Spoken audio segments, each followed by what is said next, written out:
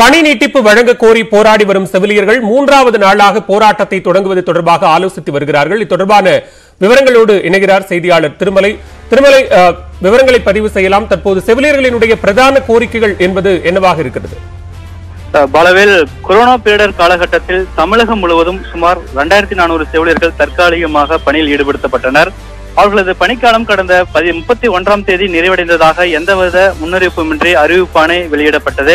தமிழக அரசின் இந்த திடீர் நடவடிக்கையால் கொரோனா காலத்தில் பணியாற்றிய செவிலியர்களான தங்களுக்கு அரசு செவிலியர் பணியிடத்தில் முன்னுரிமை வழங்க வேண்டும் என்றும் காலியாக உள்ள பணியிடங்களுக்கு தொகுப்பூதியம் அடிப்படையில் தங்களை பணியமர்த்த வேண்டும் என்று சேலம் மாவட்ட ஆட்சியர் அலுவலகம் எதிரில் கடந்த புத்தாண்டு தினத்தன்று காலை 10 மணிக்கு செவிலியர்கள் 100க்கும் மேற்பட்டோர் தங்களது காத்திருப்பு போராட்டத்தை தொடங்கினர்.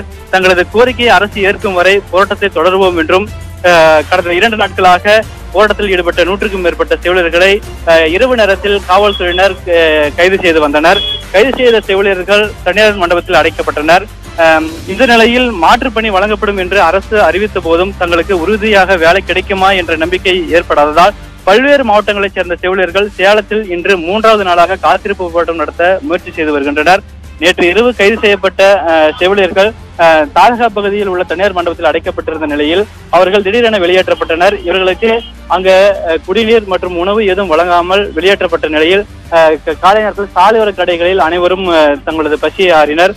இதையடுத்து மாவட்ட ஆட்சியர் அலுவலகம் முன்பு தங்களது காத்திருப்பு போராட்டத்தை தொடங்க முயற்சித்த போது அங்க இருக்கக்கூடிய காவலர்கள் போராட்டத்தில் ஈடுபடக்கூடாது என தடுத்து நிறுத்தி அப்புறப்படுத்தினர்.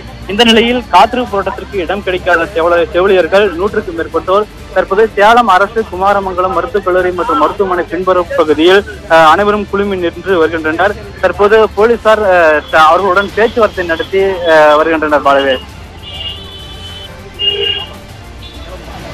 நன்றி திருமலை, விரிவான விவரங்களை பதிவு செய்தமைக்கு.